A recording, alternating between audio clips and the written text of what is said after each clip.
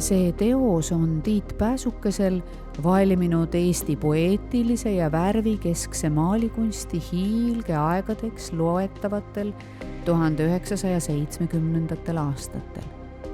Töö on olnud eksponeeritud paljudel näitustel ning selle kunstiajaloos armastatud motiiv, vaade aknast, interpreteeritud isikupäraselt. Maal on kui sisemise ja välise ruumi vaheline punkt. Ajastule omaselt kasutab Pääsuke siin hüperrealismile omaseid momente. Samuti aimub tööst 70. meeleolu. See äärmiselt mitmekihiline teos mängib ajastu ning ajavälise vahelistel väljadel.